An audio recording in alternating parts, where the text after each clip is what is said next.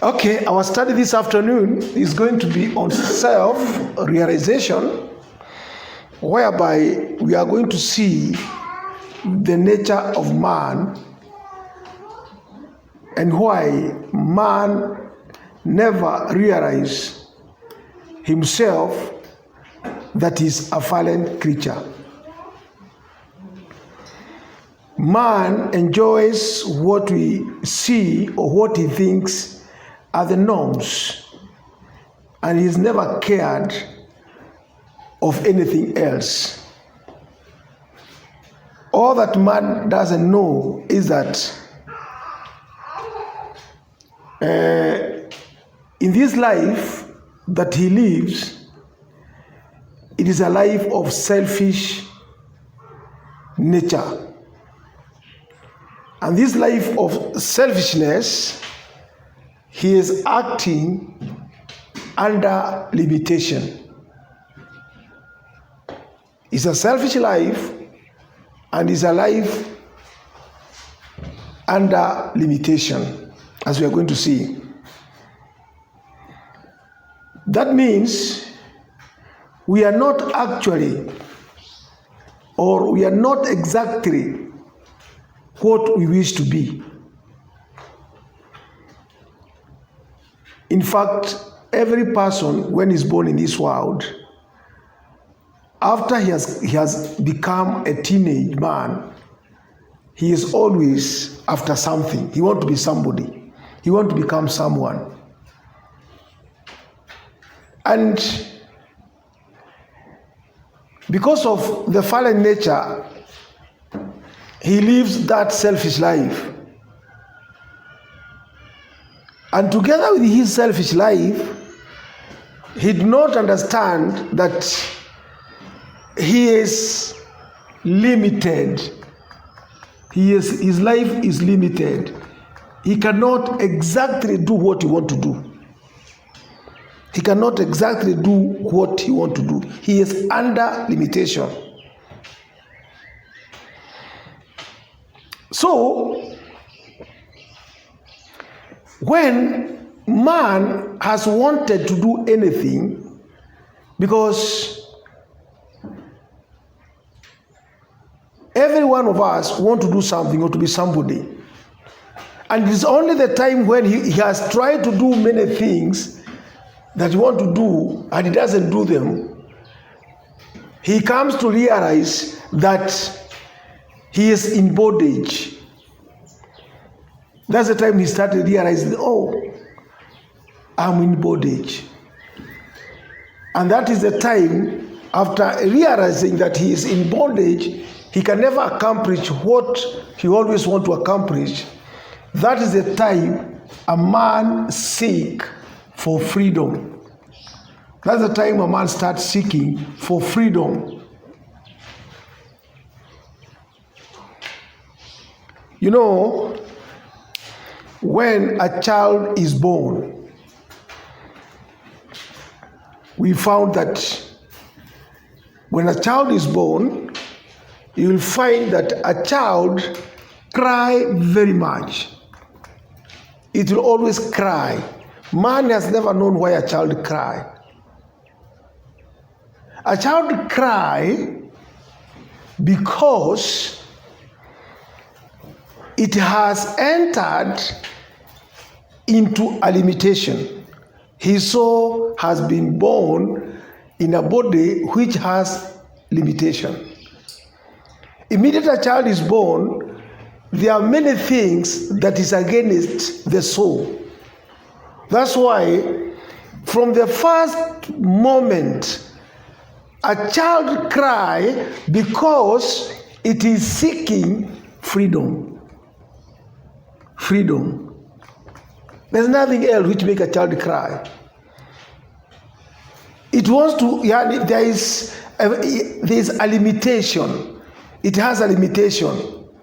It feels that it is limited to some things that it cannot understand. And it will start crying. And that's why you see a mother will try as much as possible to cuddle that child. to try as much as possible to give this child comfort. Why is that child seeking comfort? What is it what is it making discomfort to this child? That is what we need to understand. That's what we grow in. We are under limitation since our childhood. And that limitations is what will come to make us realize that truly we are in bondage and we need freedom. A child just keep quiet because it becomes accustomed with the body. But then it hasn't got freedom. It's only that the child becomes one and part of this nature of evil, and it keeps quiet. But then it doesn't mean that child has gotten freedom. I don't know whether we are together. Are we understanding each other? Tunaelewana? So each individual, and I want you to listen here, each individual soul is born to combat nature and her laws. Each individual soul is born to combat nature and her laws. Look here, you have a soul. This soul comes from God. It has freedom. It is a free agent. It has freedom to do what it wants. Because a soul is a spirit.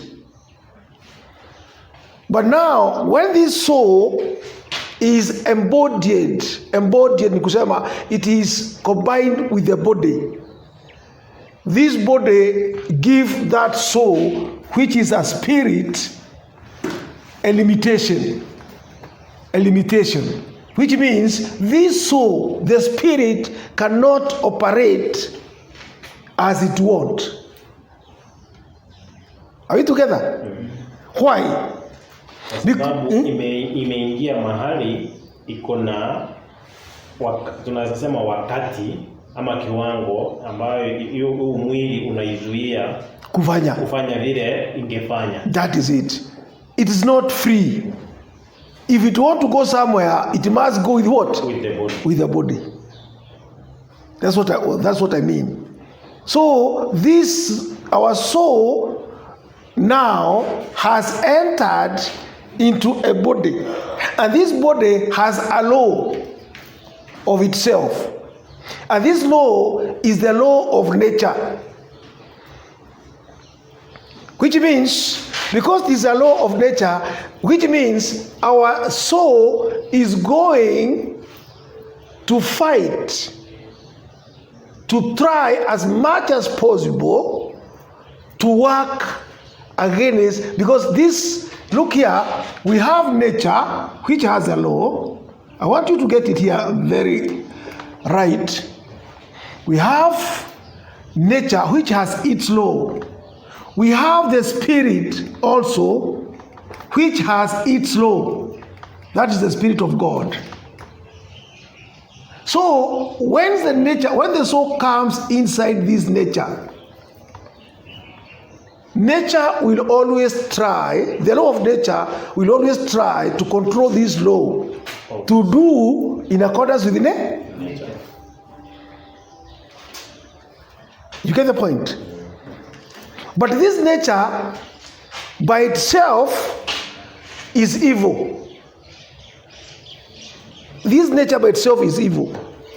So even though the soul has combined with nature, and this nature has its own law, which tendency is in the dark side or is evil, the soul will start immediately combating with nature. How? Let me give you an example. Mwalimu. Let me give you an example. When a child is born here, the law of nature has what we call coldness. There is coldness or hotness. The climate is cold or hot. Si ni kweli? What am I supposed to do when the climate is cold? I want to fight this cold. I'm going to try to put what? Coats. So that I can fight this cold. That's what we mean. The moment you come in this world, you combat with nature. The nature is cold, is against you because it has that coldness. What are you going to do? I'm going to make something to keep me warm. So the moment a person is born in this world, the law of nature is against him. That means he start immediately that combat to combat with nature and her laws. So our life consists in the constant effort of the soul to overcome the limitations imposed by them. That is the law of nature and nature itself. If you are going to get this, it will be very good for you. Kwa hivyo our soul, or it is a constant effort of the soul to overcome the limitations imposed by nature or the law of nature. Because that's why when we come in this world, that's what we do. We shall try our best to make ourselves comfortable. There is rain in this world. There is coldness in this world. There is all what of misery you can think of. Diseases. So you enter into an atmosphere where you are in a war. Remember, our topic is self-realization. Because he doesn't realize himself where he is, even he doesn't know himself where he is. That's why he is not even serious to seek for salvation. That's why he'll never even know salvation. He doesn't know he is at war with what? With the nature. Nature is against him. And now he must overcome this nature. So the forces of nature are trying to drag the soul in one direction, while the inner forces impel the soul to resist and rise superior to them. Nataka hapa msikize vizuri, because these are very important point for those who knows what they are doing or what they are after in salvation. And I repeat, the forces of nature are trying to drag the soul in one direction. Which direction? The evil. The evil direction, because nature wants you to follow it. And that's why utakuja kuona watu wengi wanafuata nini? Mwili. Sensuality. Things of this world. That's nature. That's the law of this nature. Covetousness. Pride. Those are the forces of nature. Of this world. So these forces of nature, they try to drag you on that direction. That's why it is very hard. Naturally, mtu akizaliwa in this world, it is very hard to overcome this nature. He is dragged automatically by this inclination of this of the nature of the law of this world. But the inner part, the inner forces impel the soul to resist and rise up superior to them. The inner, that is the inner man. That is the spiritual man.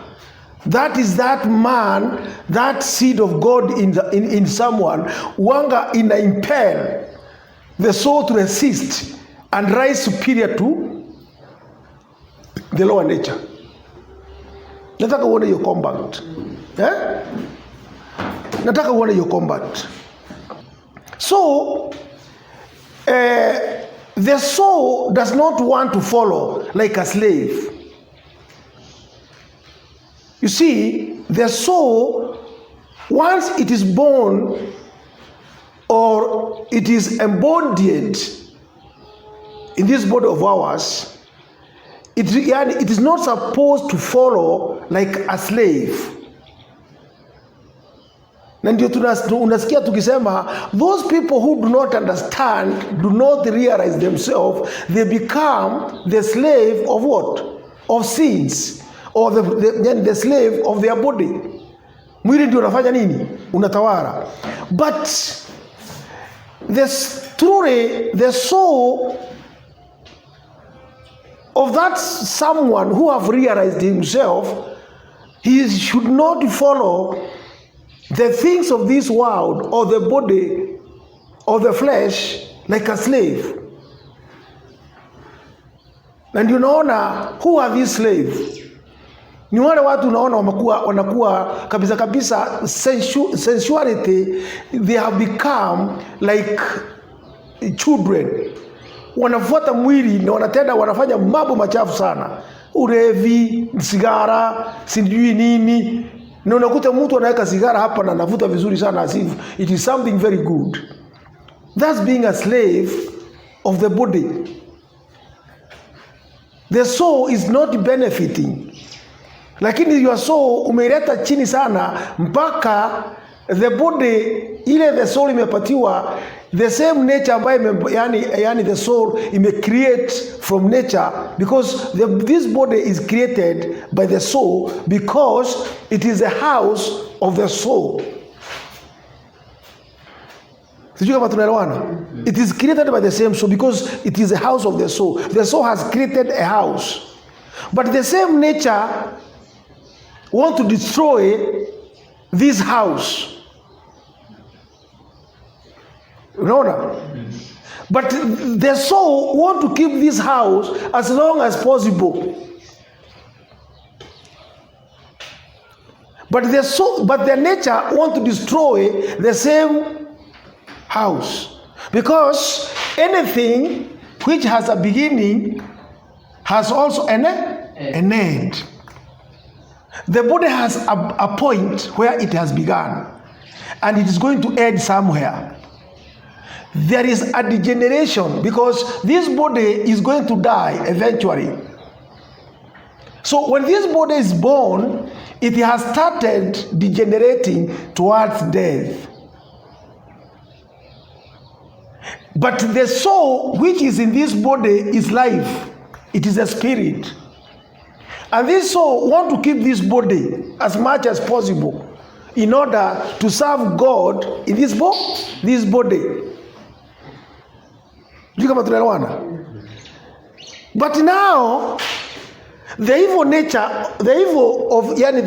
of nature want to destroy the same body. So hapa tunamaanisha nini? Ndio naona kuna mtu anapatiwa this body, but after some time yeye mwenyewe kwa sababu ya ujinga yake ana destroy the same body. Manake amekubali kufuata nini? Tamaa za mwili, ambaye hizo tamaa za mwili ni za kujimaliza yeye mwenyewe, kwa sababu he is going to destroy his house, ambaye ni mwili ambaye amepatiwa. Akifuata tamaa za mwili, the nature ya mwili ama the laws of nature, atakuta yeye mwenyewe ana destroy the same house. So inatakiwa wewe, even if this body has got a beginning and an end, ukataane kufuata hii mwili, in that you defeat the nature, the law of nature. You defeat it, and when you defeat it, you are going to keep this body as long as possible. Kwa hivyo, the forces of nature are trying to drag the soul in one direction. Which direction? In this worldly, in this lower nature. while the inner forces impel the soul to resist and rise superior to them. Ignore them. Don't follow this inclination of the flesh, because by doing so, you are going to destroy yourself. You are going to destroy the house which you have created, which the soul has created as its own house. So, the soul does not want to follow like a slave. It is struggling to subdue nature and to dominate over her laws. Kwa hivyo, the soul is struggling to subdue nature and to dominate over her laws. Kwa hivyo, the moment the soul is born in this body of ours, it starts struggling to subdue nature and to dominate over her laws. How? Suppose a child akizaliwa hautampatia blanket ambaye sitamweka joto, what is going to happen? She is going to get sick. Then, if that sickness persists, atakufa, si ndio? Kwa hivyo sasa ni kumaanisha nini? Wewe, what do you do? You are struggling with nature kusaidia nani? Kusaidia mtoto, ndio nature isifanye nini? Izimumalize. Sijui kama tunaelewana. You have a body, is also a body of it is also a body of nature, but at the same time, the same nature has got evil principle in it that want to destroy the same body. So, where you are going to struggle, how you are going to subdue the law of nature, in that they are not going to do what? To dominate you. This struggle is the cause of the social as well as of the spiritual progress of humanity. In the social, mambo tunaita social, the social welfare, all what we do, yale mambo yote tunafanya mazuri ya kusaidiana, ya kupatiana, ya kupatiana usaidizi, ya scientists wanakuja wanatengeneza haya na yale, tunakuwa na chama za hivi na hapa. All these social things tunafanya in this world, it is to try to defeat this law of nature, ndio tuweze kuishi in a comfortable way. Wakati tunaenda tunasema tutafoma society, tutatuleta maji, tufanye hii, we try our best in this world ndio to defeat the evil law, yani that evil part, that principle, evil principle of nature, which always is against us. Because tusipofanya hivyo, we are going to be very uncomfortable in this world. Kwa hivyo wanga tunajisaidia ndio to defeat that evil nature. Otherwise, tusipofanya hivyo, utakuta we are going to be dragged in that direction of evil and we are going to die. We are going to kill ourselves. That's why tunaweka polisi. All these things that we put, it is to curb this law of nature, ambaye it is evil, ambaye want to destroy us. So if you are not going to put the policemen, utakuja kuona waizi watakuwa wengi, watu wataanza kudungana visu, alafu nakuta that evil part of nature is going to destroy you again. All this social welfare tunaweka in the society, it is because we want to defeat this evil nature which is against us wakati tumezaliwa hapa duniani. So starting from cold mpaka even whatever crime you are going to get, it is part of that evil nature in our society. And whatever we do, we try to subdue that evil nature through our knowledge. Why do we go to school? We go to school also so that we can fight this nature. Ndio tunaenda kuelimishwa, tunaenda kusoma ndio ujue hii na hii ni mbaya, ndio ujue kuoga mikono, yani kuoga mikono ni mzuri ukienda kujisaidia. Unajua ukioga mikono you are going, yani you are not going to get bacterial ambaye they are going to be infectious to you. All these things inasaidia, it is part of fighting this evil nature.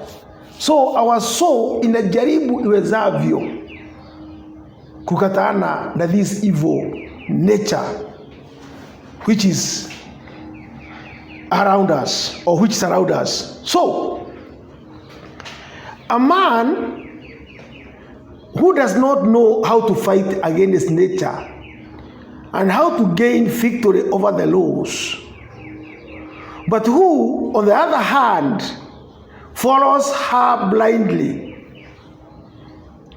is an uncivilized man, is a savage, and on a level with the lower animals.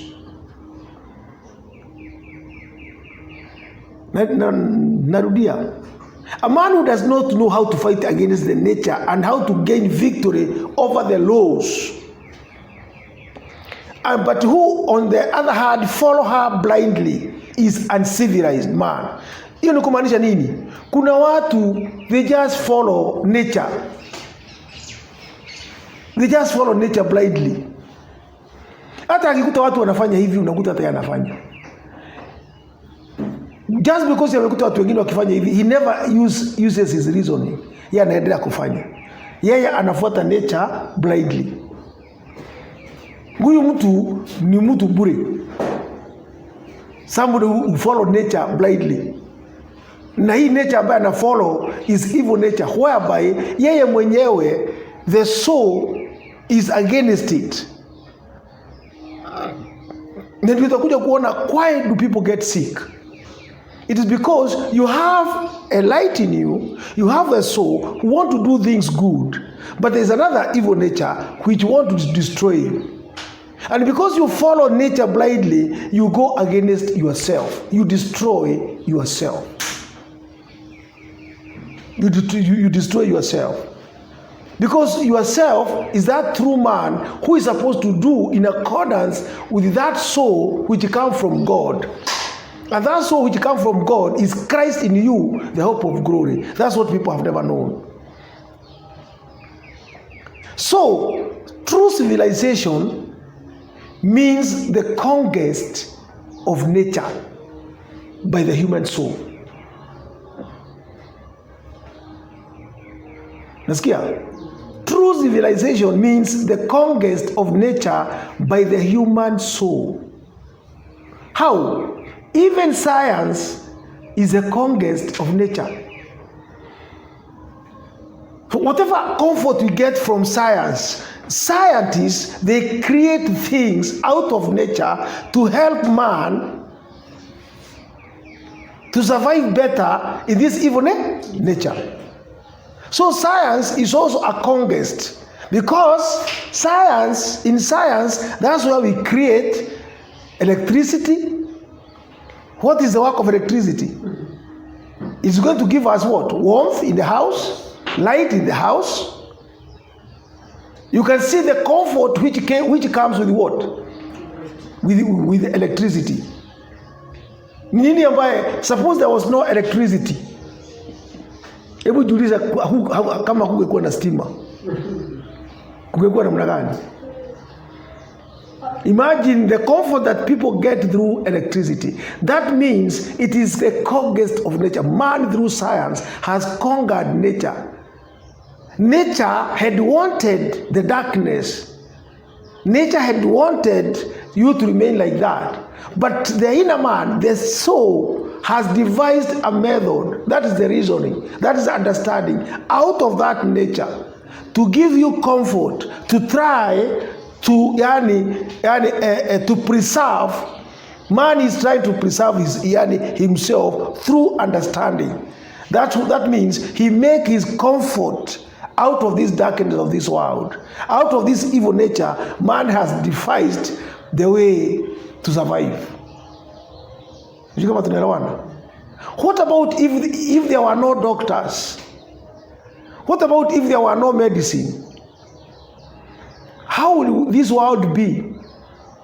That if you get a diarrhea, you get bacterial infections, that you cannot help yourself. There is no medicine. So you can see, even science, when it comes to medicine, is also a conquest of nature. Because nature had wanted to destroy you. Bacteria are there. How do you conquer this bacteria? Man has realized that he can find a way to combat bacteria.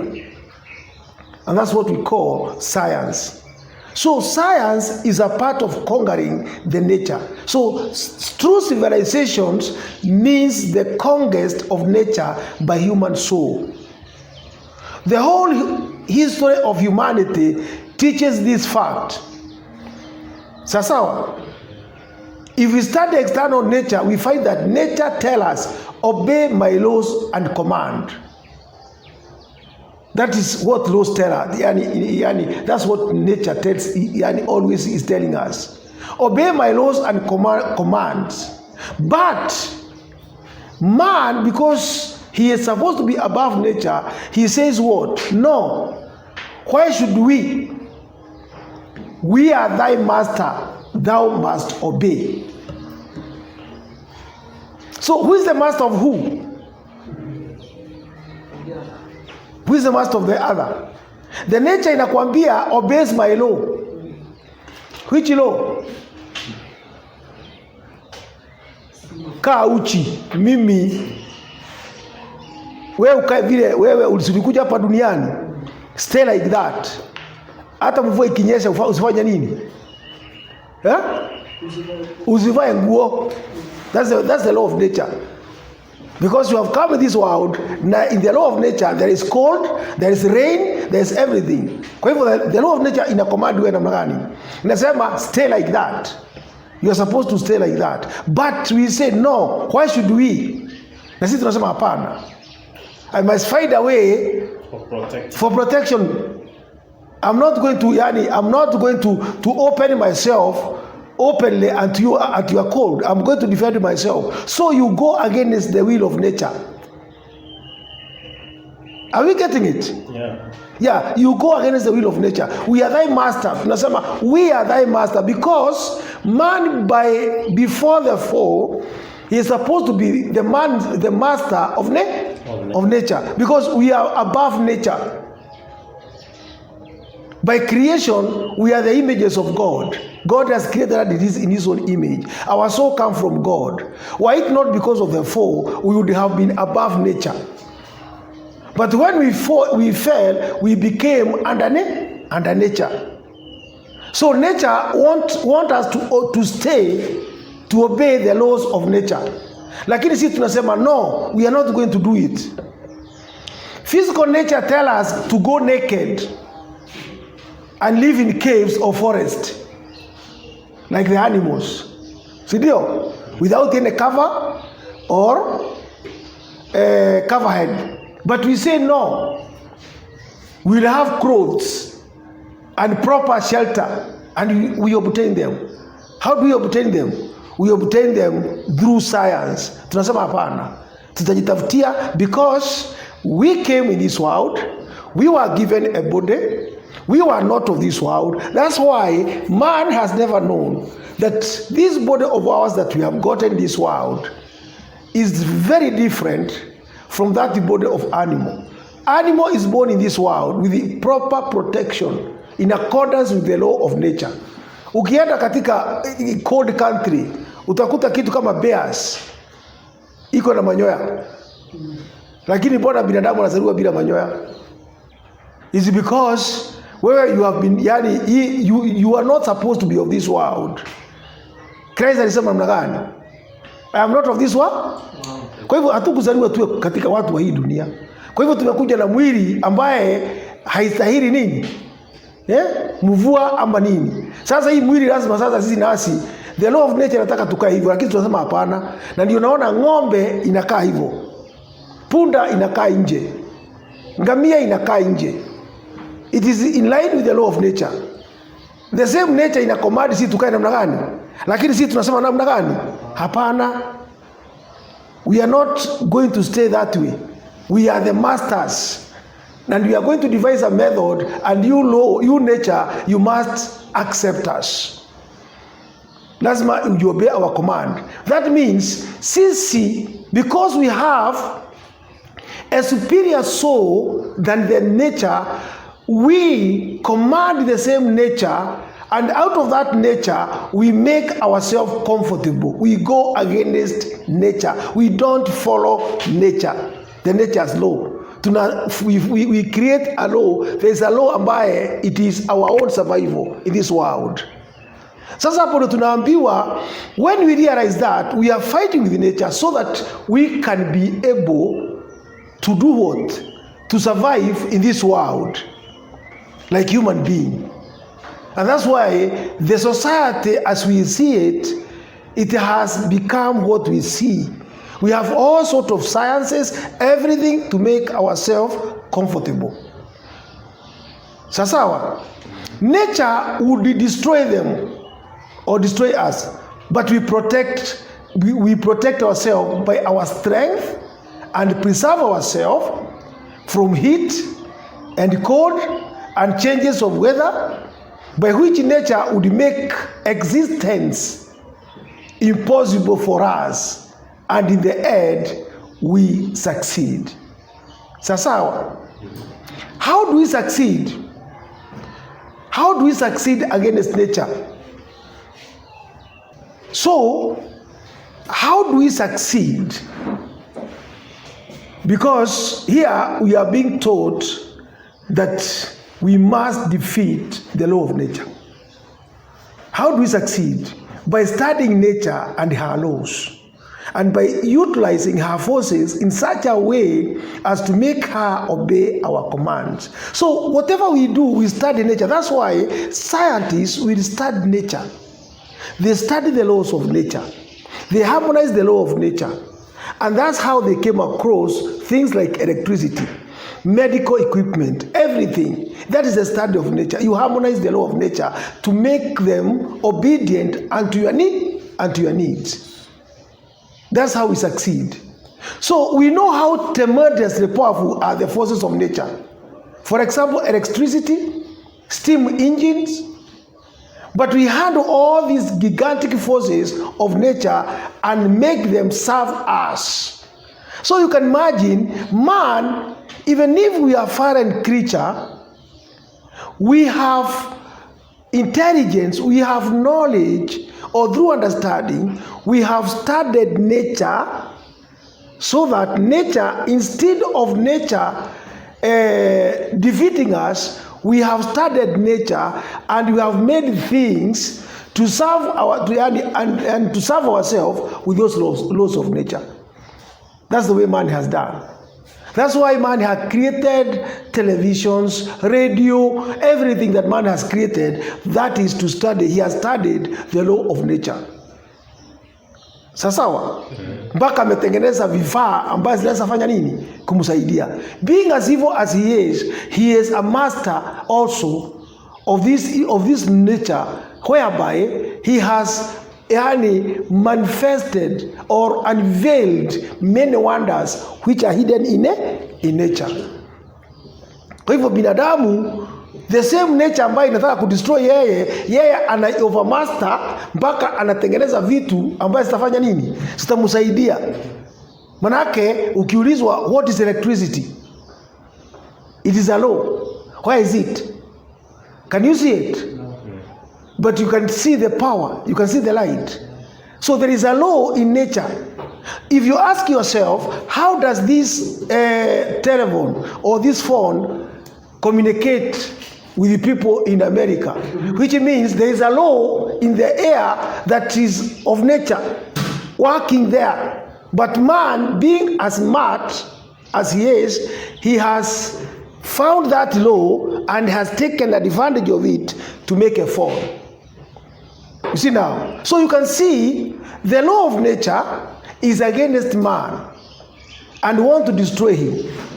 But man, because he is superior and is an intelligent creature and he is supposed to be above the nature's law, he has made benefit out of these laws. He has made himself benefit out of these laws. And that's why he has made himself comfortable in this world. Sasawa. So this victory of man of a physical nature is due to those higher power which are latent in the soul. Meaning, nini hii imefanya binadamu aweze kujua these laws? There is that understanding, that's higher powers, that intellect in the soul that he is using. Meaning, man, even though he has fallen in this lower nature, but he is an intelligent creature. Meaning, he is not like an animal. We found that animal use instinct, but man use reason.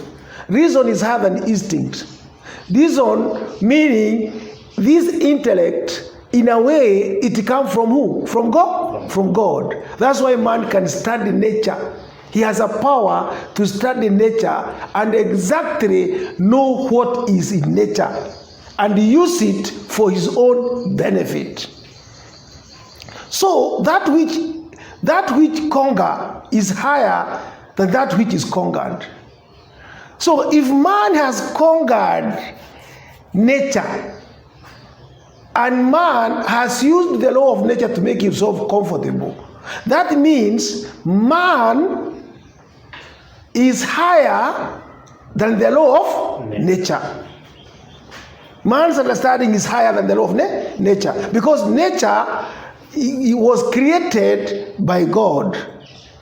Yeah, nature is part of God, but nature is impersonal. When I say impersonal, I mean it has power in itself, but it is not a person, but it has a law.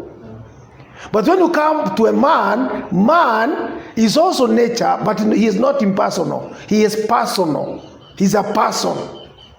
And being a person, he is higher than what? Nature itself. That's why he can use nature to serve him. But don't forget, the same nature is, if it is going to dominate you still, it can finish you. Hapo sasa natakiwa mjue that the same nature you can use, you have the power to do many things out of this nature, but the same nature, if you are not careful, if it dominates you, also it can finish you because it is evil. Sawa. Similarly, so that which conquer is higher than which is conquered. Hiyo tumeona ni kweli.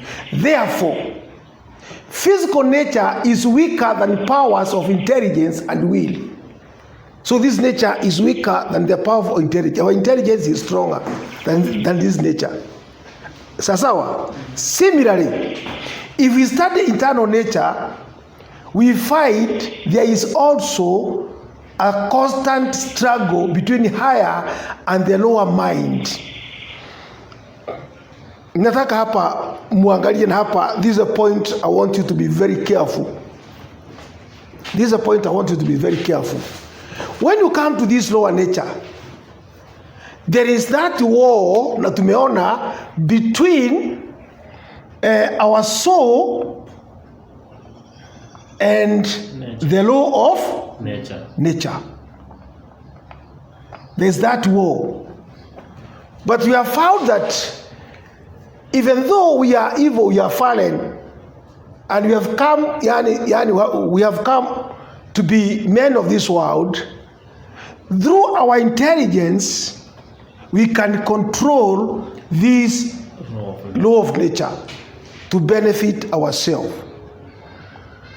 But then, when you come to the higher, because now look here, this is our soul and our lower nature. And both of them, we say this is the lower plane of ourselves, of man. But when you come to the higher plane, that is the internal man now. That is the soul.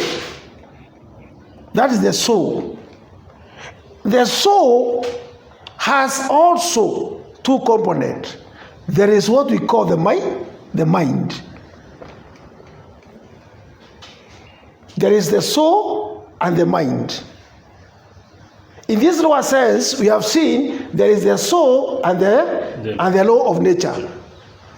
But we combat until we control this law of nature to give us what we want.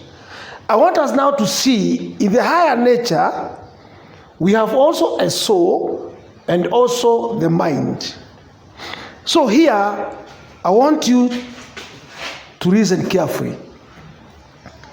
If we study internal nature, we find there is also constant struggle between the higher and the lower mind, between the higher and the lower intelligence, between the higher and the lower willpower.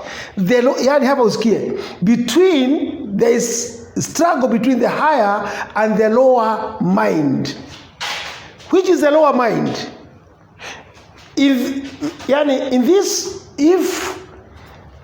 If our spirit or our intelligence, because as animal intelligence, our mind is of this world. Our mind thinks only the things of this world. We call it a lower mind. We call it a lower mind. That is the man of this world. He always thinks of the lower and the things of this world. He has a mind because he's an intelligent creature, but his mind always is of this world. Yes. This world. There is also in the soul a higher mind. A higher mind. This mind, we call the higher mind, it is the mind which always thinks of the things of God. So you have those two in you. Just the same way, in this you have a soul and the law of nature in this world. When you come to the higher, that is the internal man, because man has got the outer man, and internal is that man who is in a higher plane. That is the soul now, the spirit. So the spirit of man in the soul is being controlled either by a higher mind or a lower mind. Yes. And this, in the same way, we can say the higher and the lower mind, we can say also the higher intelligence and the lower intelligence. Because the lower intelligence, here we mean we can have even scientists. They belong to the lower intelligence because they use their reason. They can only control the law of nature. They can make what they want, but they use the lower intelligence. So they have a mind, but their mind is only controlled by the lower intelligence. But when you come to a saint of God, that is a man who has the gift of faith, he is that one. He thinks only the things of God because he is being controlled. His mind is of a higher nature. His intelligence also is of a higher nature. That means he thinks deep, the deep things of God. Sasawa. So the lower mind, the lower intelligence, the lower will, the apparent or animal man is that which obeys the physical and sensual needs of the body, as a slave obey a master. So I want you to get it this way, because this is very sweet, and if we can know it, it can help us. So here, the lower mind, the lower intelligence, the lower will, all this is that which obeys the physical and sensuous need of the body, as a slave obey a master. So what is the work of this scientist? What is he going to do with all his intelligence? He is going to do everything to make the body comfort. Hakuna kitu kingine atafanya. His all intelligence is just to work for this body, this lower body. Manake akitengeneza gari, nini anatengenezea? Ni mwili anatengenezea. Ni mwili anatengenezea ibebwe na nini? Na gari. Akitengeneza kitanda comfortable, bado ni nini? Ni mwili. So hapa ndio tunaambiwa the lower mind, the lower intelligence. Even if somebody become a scientist, astronomer, hata akienda kwa mwezi, hata asome namna gani, hata akiwa daktari, even if it's going to be, atakuwa kazi yake ni kutibu huu mwili. Hakuna kitu kingine. Hata akisoma awe na degree ngapi, his work, his intelligence is of a lower mind and a lower intelligence. Ni kusema he won't go further than this body. Even this electricity, kila kitu a scientist ambaye alitengeza electricity ilikuwa ni ya kusaidia nini? Huu mwili. Sawa? So now, so he has become a slave, yani he obey his master.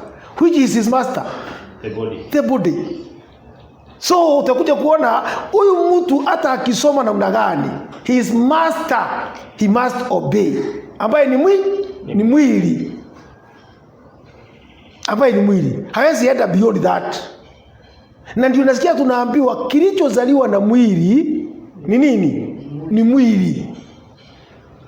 Ni kusema even that intelligence ambayo ako naye, even that lower mind ambayo ako naye, yote imezaliwa na nini?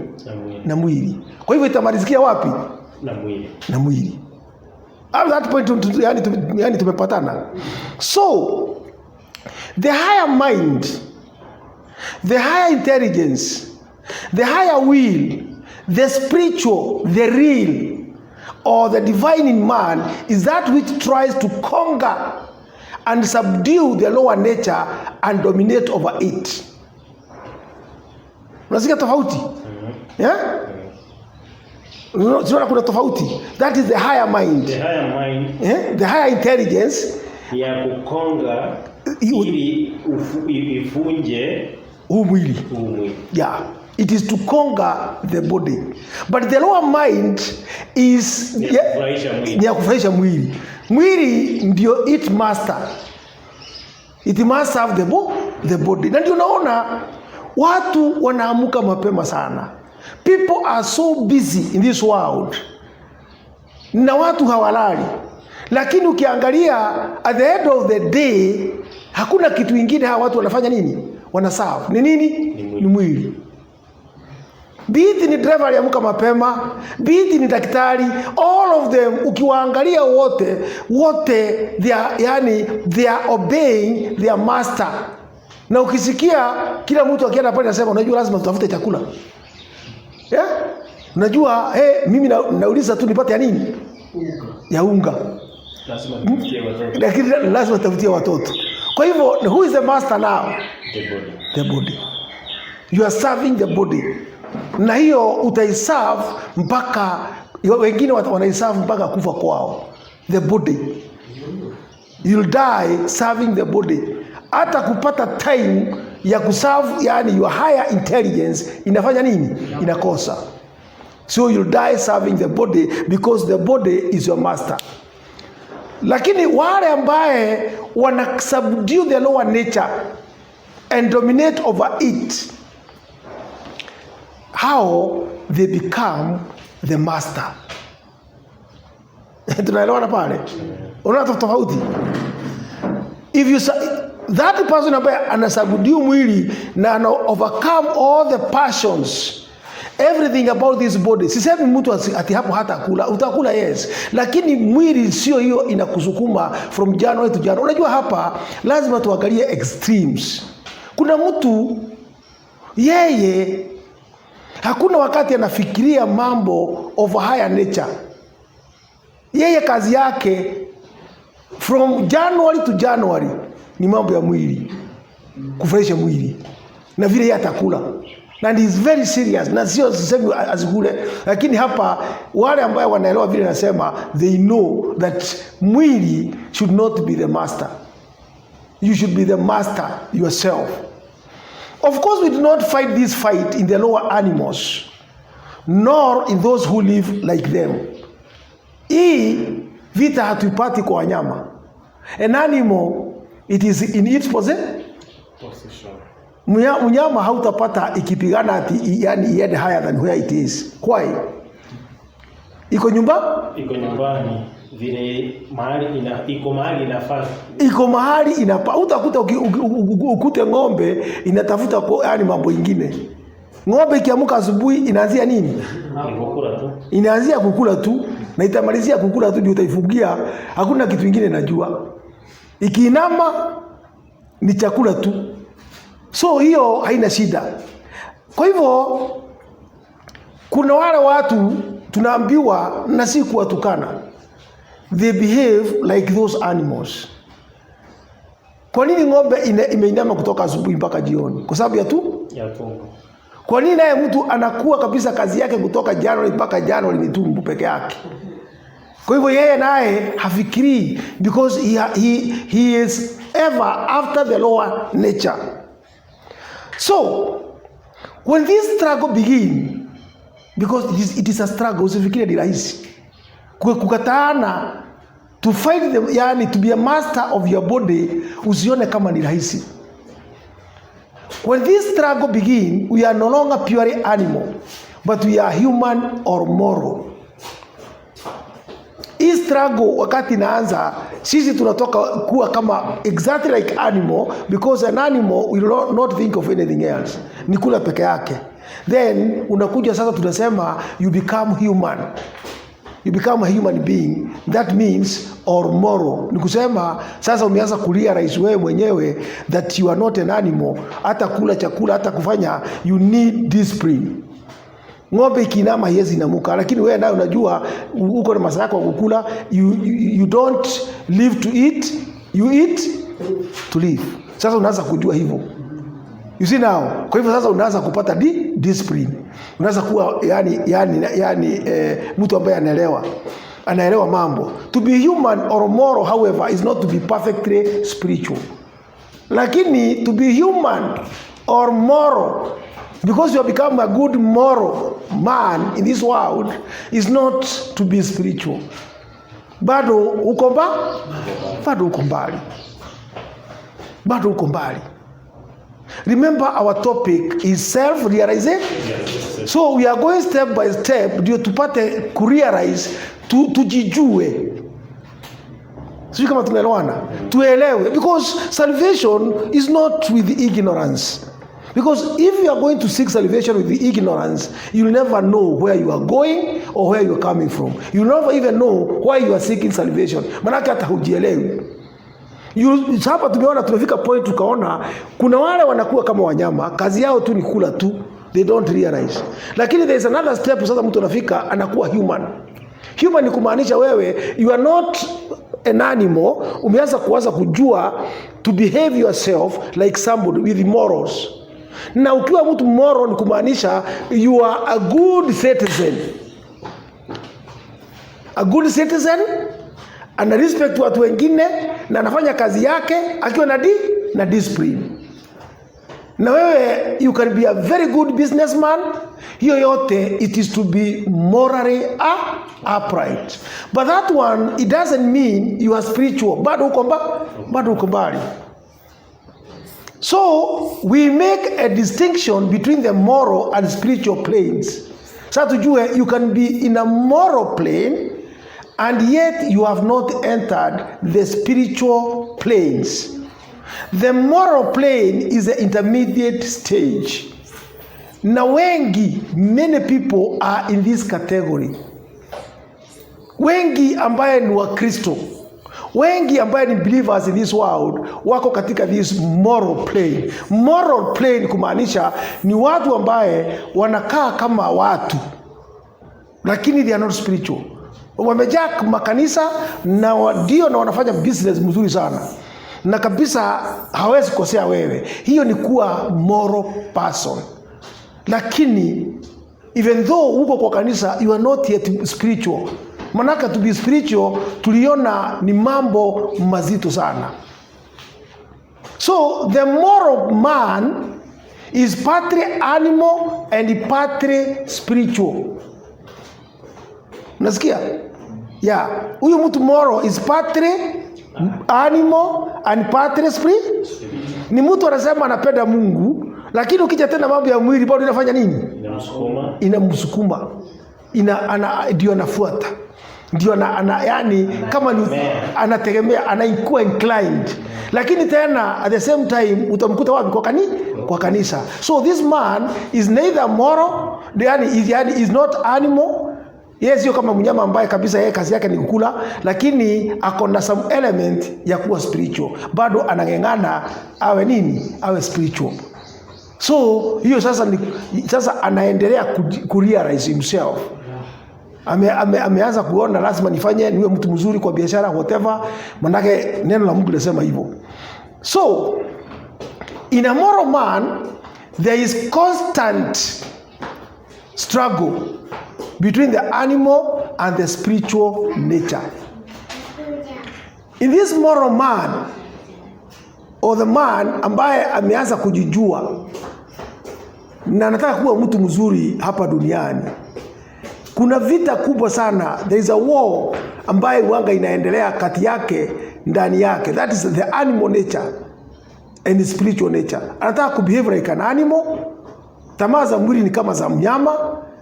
Anataka kufanya mambo ya mwili ndio inamfurahisha, na at the same time anataka kuwa mwana wa Mungu. He want to go to heaven. Sasa yeye anakuwa ako na vita, ako naye.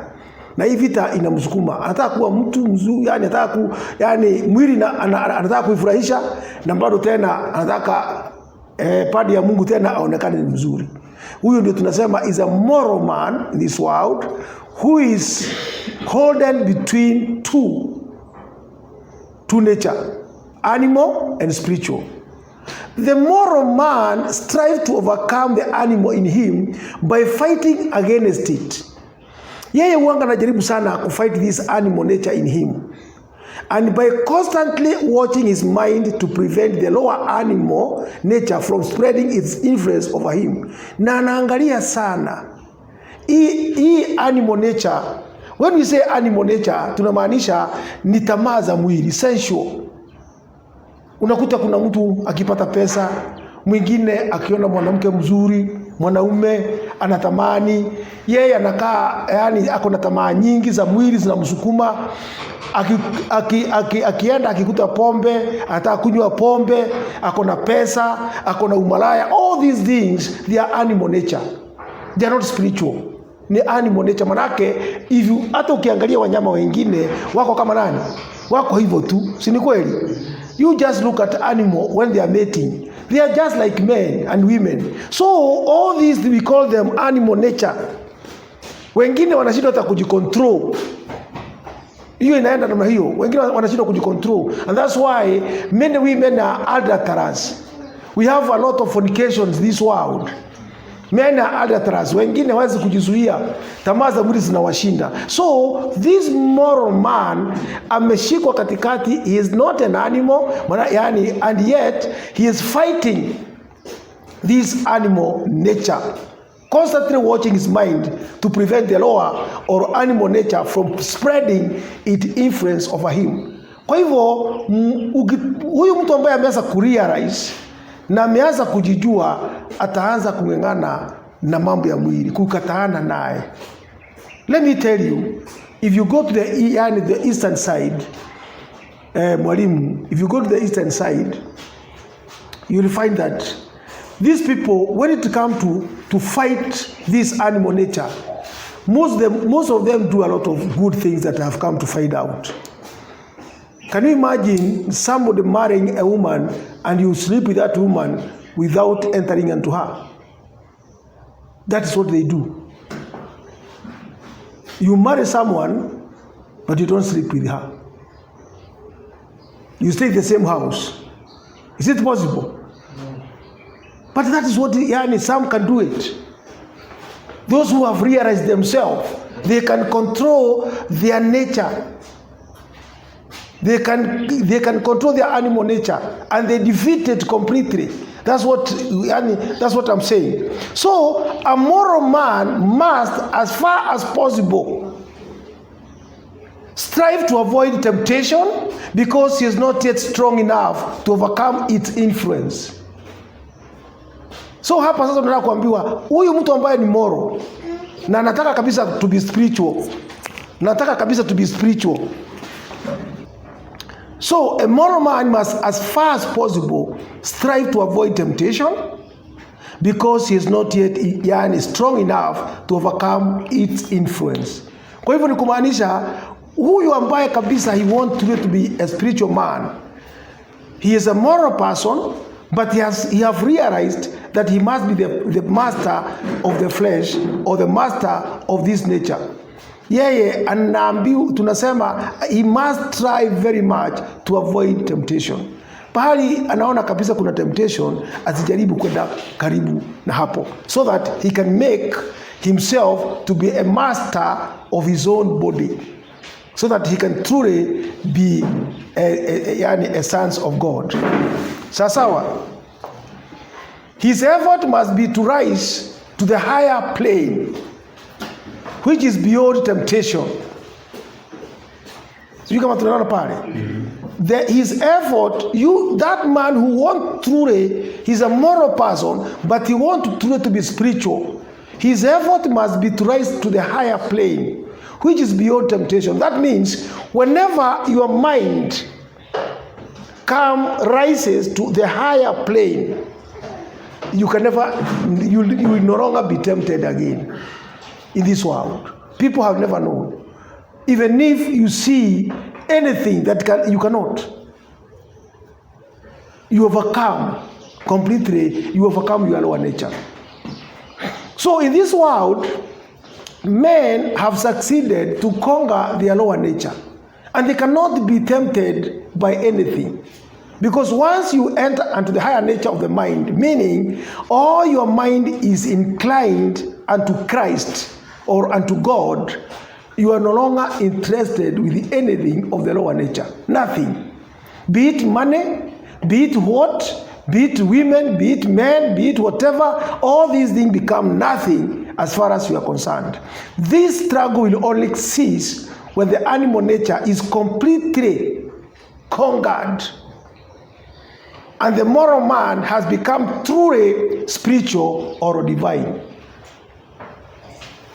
Kwa hivyo, this is something that it is attainable, my brethren. It's not something to be a master. You can be a master even in this life, like our Lord Jesus Christ. Kwa hivyo, sio kitu ambaye haiwezekani. If only you are going to realize yourself, if only you are going to know yourself, if only you are going to understand all who you are, where you are going, where you have come from, unaelekea wapi, nini, salvation ni nini. Salvation is not to shout, Yesu ni Bwana, Bwana asifiwe. That one, you can shout it 100 times, but it is nothing. It won't help you. Salvation is not testimonies. Atushinde ukitoa testimony nyingi, unaambia mtu niliokoka sijui wakati gani na naelekea mbinguni. Hiyo yote haitakusaidia. Those are just dead dogmas.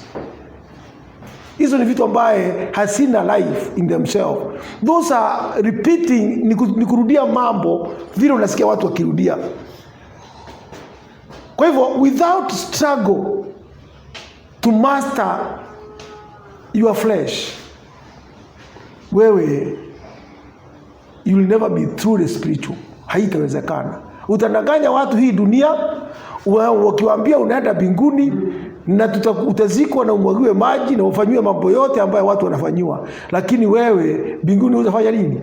Hutaiona, kwa sababu you never knew, even when you are in this world, what salvation ni nini. It is to conquer our flesh, to conquer all the worldly spirit. When that stage shall have been reached, there will be no room for temptations. When your mind is adapted unto the higher mind of that celestial kingdom of God, there will be no more temptations. Hata mtu akija namna gani. Saa hii mimi huwezi kuniambia I don't have nothing. no money, no what. But you cannot come and tell me nataka uende sijui wapi, I'll be giving you salary. Niwache this small kazi nafanya, siwezi. Hata ukiniambia unaenda kunipatia milioni 1, that one I cannot. Na sisemi hivyo kwa sababu ati whatever, no. Na sio kusema ati hata mimi siwezi tafuta kazi ama nifanye kazi ambayo naweza pata pesa mingi. Ama nifungue kanisa nianze kudanganya watu wanipatie pesa. But I don't want. The little money I have, hata kama ni 100 shillings inanitosha. Why? Because when you reach on a higher mind, you are never interested with anything of the lower nature. Yote unaanza kuiona tu, yani it is nothing. And of course it is nothing, because after all, how much, yani even if yani, hata nikiwa billionaire and my higher nature is under, the body is the master of my lower nature, the nature ndio ina control me. I'm working everything for this body. Manake even if you are billionaire, hata ukiwa uko na pesa ngapi, what a billionaire, even trillionaire, and yet you are of a lower mind, that means your body or this world is your master, because you serve the master, this world. Unataka tu watu wakuone, wasikie uko na nyumba huko, wasikie unaenda na ndege, wasikie wewe una magari 5. Or if that is all what you are interested in this life, then you are the most foolish person in this world. Why? Because you don't even know why you came in this world. We never came this world to serve our bodies. We never came this world to serve, for the body to be our masters. Atitue kazi yetu yote hapa ni kuserve our bodies. No, we should be of a higher mind. And when you become of higher mind, all these things of this world becomes nothing. You are never tempted again. You'll never even see the need of them. And that's why Christ, when that young man, rich young man, came to Christ, he asked our Lord, what shall I do in order to get the kingdom of God? But our Lord told that boy, that young man, go sell everything and you give to the poor. He could not. The same word is the same word being asked to those who are billionaire or trillionaire or whoever they are. If you want to be spiritual, if you want to be a servant of God, don't follow these worldly riches. Lakini kwa sababu wengine wanataka kusema ati Christ alikuja kubariki watu wapate mali, sasa yeye hawezi patiana, atasema haiwezekani. Lakini hiyo ni yake. Manake hata yeye atakuja kujua alichagua nini. Baadaye, this world nobody can teach him, because hata kubali, lakini siku moja atakuja kujua that he was serving only his flesh, his bodily interest, his worldly interest. They became his master, and when he died, he will hell, because anything which is of the body is not of God, is not of the spirit, is of the flesh. So when that stage shall have been reached, there will be no room for temptations. As long as man is struggling with the animal nature, he is ethical. But when he has conquered it completely, he is spiritual. When you are struggling with the animal nature, it means it is ethics, because that is the religious ethics that you are struggling in this world, how to fight your animal nature. But when you overcome it completely, because you can overcome it like our Lord Jesus Christ did, then you become spiritual. And you cannot become spiritual until you conquer your fleshly desire, your passions of this world. You cannot be covetous of this world goodness. You cannot be